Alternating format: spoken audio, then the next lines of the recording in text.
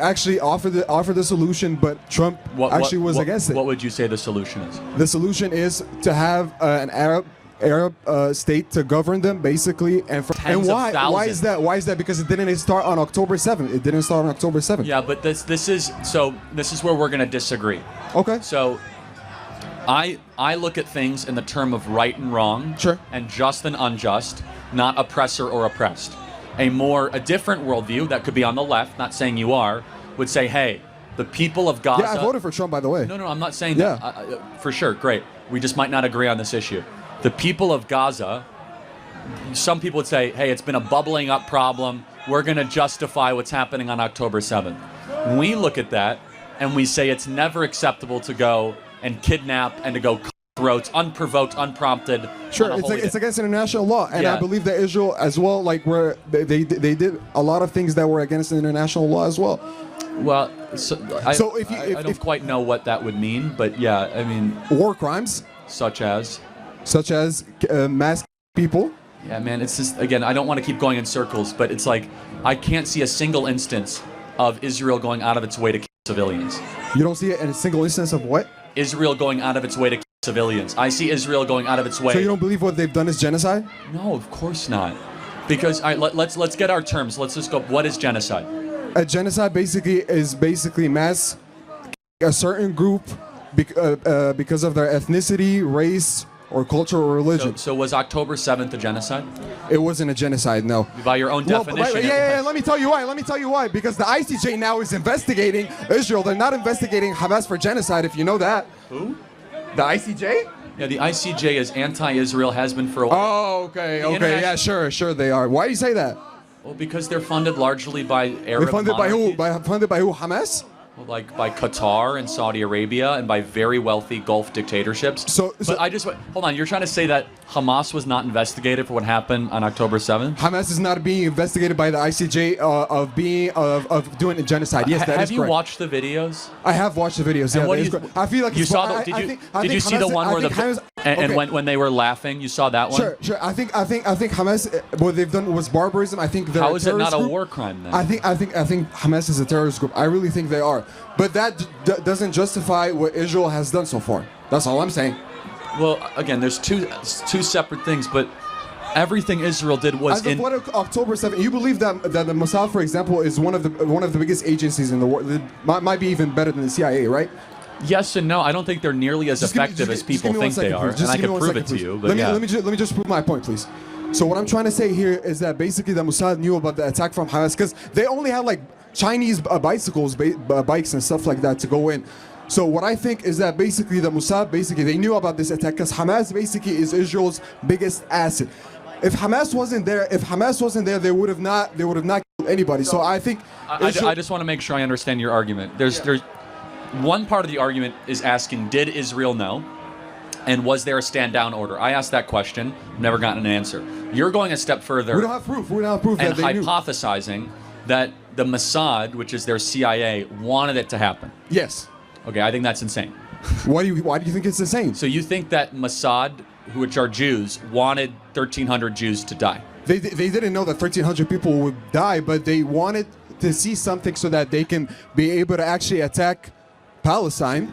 Got it. So we're just not going to agree because you have a much lower view of Jewish people than I do. No, I believe in Israel's right to exist too. I know, but just to pause for 1 second, I mean, if that's the case, why would Israel have left Gaza in 2005? Why would Israel desert all these places? I think wrongly, by the way, but desert, the Sinai, among others, because they're trying to get peace.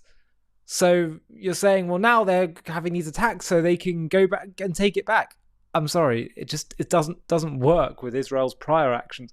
Is that the Jewish leadership of Mossad wanted the Hamas to attack? Yes, because what I'm trying to tell you is that they had homemade drones too. Hamas had homemade drones that they use. Okay, so how are they not able to see all of that happening? Is all I'm trying to say. Well, I mean, first of all, part of it is a legitimate question, but getting to as far as saying that must be the case, it's a big leap. It was a holy day. Sure. Right, which is very important. It was Shabbat, which is, 90% of IDF troops aren't there. But let me just kind of close on a moral question. It's bad as well. That's why we don't have an Got agreement. it. So let That's me why we ask don't you have an- just a Go ahead. hypothetical, and I don't mean to be interruptive. Sure. What should Israel have done in response to 1,300 people in the most horrendous way? To target Hamas members in a better way, to not mass What is a kill better people. way? Explain what that looks Well, like. there's a reason why they have special forces. There's a reason why they have the they used best them. military. There's a reason They why they used have them. the best military equipment in the world, so that they'll be able to target Hamas members. That Yeah, but they did all of that, and so I never get a concrete answer. So what I just want is I'm not going to defend everything that every IDF soldier ever did, but I find it so interesting that you believe that with Palestine, yeah. you believe that no other country does what Israel does. With Palestine, yeah. Really?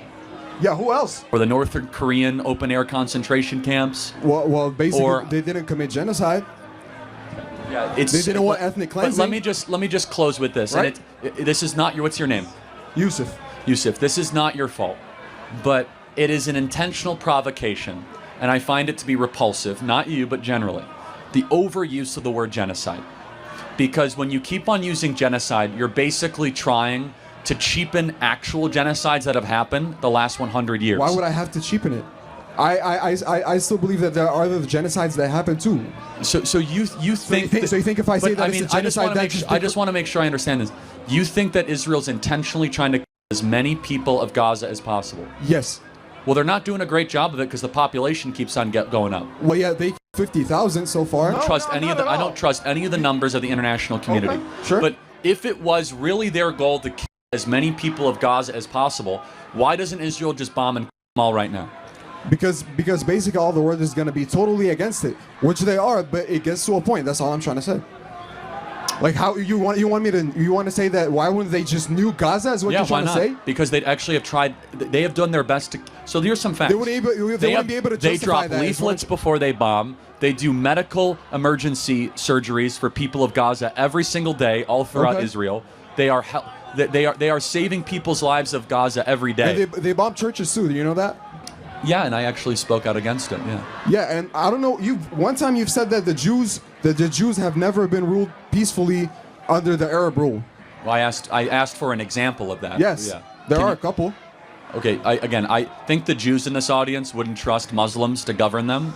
I'm saying in the Ottoman Empire. And You trust Muslims no, to wait, govern wait, you? I'm saying in the Ottoman Empire, Al-Andalus Empire from Okay, the. I would not from point to the eighth- Ottoman listen, Empire please as listen. being a No, please beacon don't of cut me off, peace. please. I'm saying the Al-Andalus from the 8th to the 12th centuries. They say 4 centuries. They say 4 centuries in peace. It was actually called the Golden Age of the Jews. Did you know that, Charlie? Well, actually, the Jews were in exile during that time, weren't they? Weren't they in Babylonia, and that's when the Babylonian Talmud was written? When Al-Andalus took control, they basically welcomed the Jews for 4 centuries. You can look it up. Yeah, but they were not in Israel, were they? Not in Israel, but So you're how could asking it? me. Wait, No, hold on. wait. How could it be No, the no. golden age of the Jews if they weren't in Israel? That's what they called it. That's what I'm trying to No, say. that's what But- the and Muslims called No, it. no, no. Listen. Because what you said is basically that they never lived in peace under the Arab rule. I asked a question. question. I said, "Can you point to an example?" I just pointed it And out to you right now. I find it to be completely lackluster. It's just not true. But Was there no peace to the Jews in Al-Andalus Empire? Is what you're trying to say? no, no, again, I don't want to go back into like 8th century history. That's with what our you time. asked. You asked a broad question. I didn't so ask I'm you. That was a video like a couple weeks ago. Yeah, yes, but But I would not say. War what? Why did they do it on the 6-Day War? Why would they do it on the Yom Kippur the War? 6-Day War. You talk about the 6-Day War when Israel basically attacked Egypt. No, they were attacked and provoked by. I mean, it's like let me just they pause. had- they just had control of the I want to Suez get Canal. to another question, but I have to say something, and this is what's disappointing. It's okay. He's coming in good faith. I have never been more pessimistic that this problem will ever be solved. Not because of you, but because there's just two different realities when it comes to this, and you cannot solve a problem when one side has a completely different telling of history than the other. I mean, that's fine. I'm not trying to attack You you. think what I'm saying about history is wrong? But the Ottoman Yes, Empire but I don't and want to Andalus? dwell on that. But Can more you correct important, me though? again, more importantly than that, Okay. is that the other side has a completely different view of it. So I don't even. I think all of Hamas is extreme. So I don't even want to say we're going to agree to disagree. I don't even know what planet you're coming from for this stuff. I think that I just say that. For I mean, what stuff? For what stuff you think? What? all what of are you it. talking I about? just the idea that you would even entertain the idea that that Jews could live peacefully under Muslims, that you're looking at a two-state solution. It's fine. I'm not trying to. By the way, just to pause for a second, just to be clear about this. Yes, in some periods of Islamic rule, let's say in the Ottoman Empire, Jews may have fared somewhat better than they did under Christian rules. But to say that it was great is ridiculous. Okay, they still were second-class citizens. They still had to pay the jizya tax. There were pogroms, literal murders, blood libels, forced conversions, especially in the later years of the empire. They faced all kinds of restrictions on job opportunities, testimony in courts, even facing restrictions on things like clothing. They were very much second-class citizens.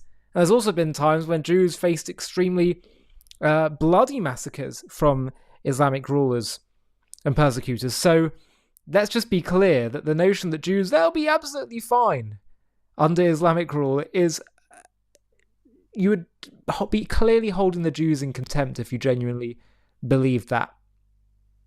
And I think this guy, by the way, really, he seems to me, that's why Charlie seems to be having a bit of, he said at the start, I'm not blaming you for this. It seems to me he's more just been conditioned to think these things, rather than have really thought it through objectively. Anyway, let's finish the video, then I'll give you some final thoughts. Criticize you. I just don't. Do you think that? In which country that looks more like American values, Israel or the Palestinian Authority? I think Israel. Yeah. Okay. Yeah. And so you say a two-state solution. What in conclusion would that look like? That would conclude that the Palestine would have the right to exist, and they would have the right to govern themselves, and why can't they be part of Jordan? Why would they be a part of Jordan? When he was born in Palestine, or if his parents are Palestinians? Again, this is why we're talking past each other. What you trying to say? I don't think the place exists.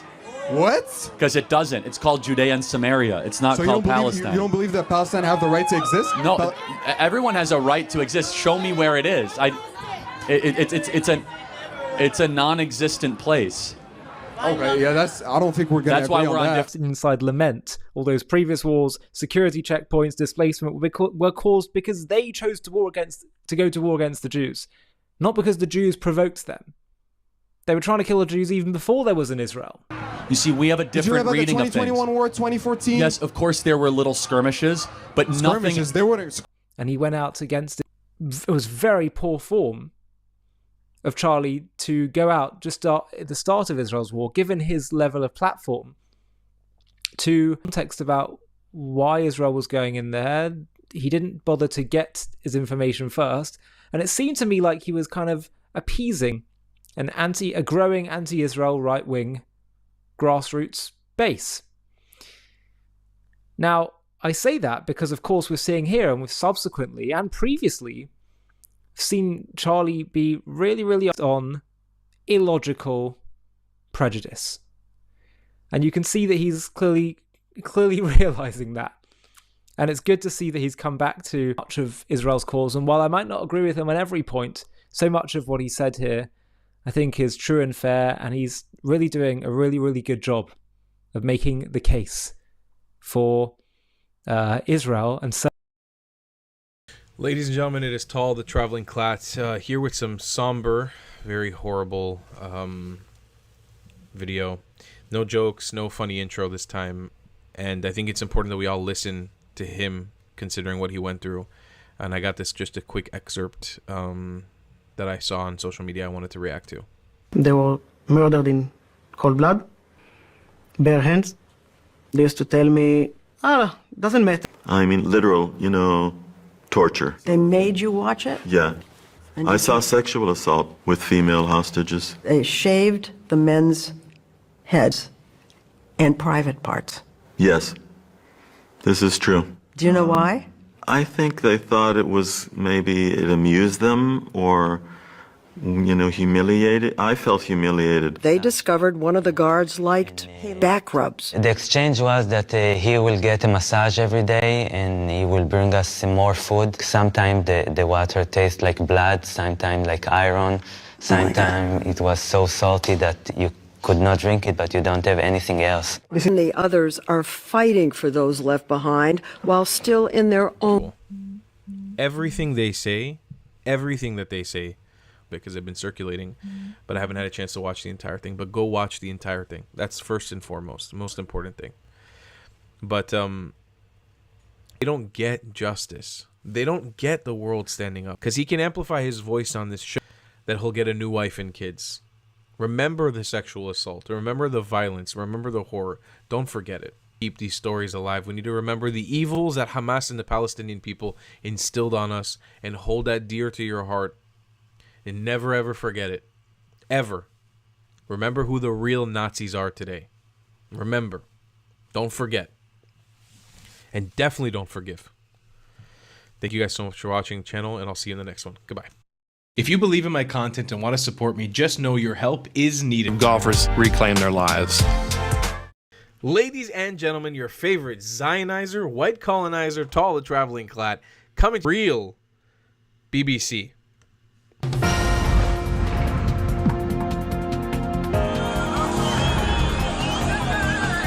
This is the BBC Live from Gaza, where everything is ready for the weekly red carpet ceremony. After 483 days, 3 Israeli hostages, prisoners, are about to be released. Of what exactly? Oh my god, we are so fucking stupid. Oh my god, Slim Tifada is fucking crazy. Natural, and it shows that it's Slim Tifada. Oh my Slim Tifada. Oh, is that like your Oriental answer to Ozempic? Ayo عليك, exactly. But it's all natural, and it shows results. Look at our clients look before our treatment. When they got here, they looked like they've been through a disaster. Overweight, no energy, very unhappy.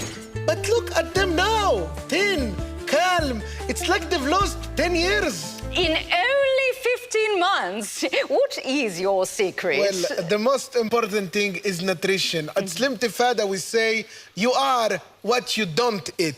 Mindful consumption. It's so profound. The wisdom of the Orient. Into the outside world, but very close to Mother Earth. The deeper the tunnel, the deeper the inner peace. Are open for Jews only. Oh. It's like an Adam Sandler movie. But we hope to expand in the future and open branches worldwide. Fucking idiots, man. Actions about them in the future. About Unifil, you can do now to Jewish people. Anyways, I love you guys a long time. Please do support the channel by buying some White Colonizer merch in the description down below at thetravelingcloud.com, and I will see you in the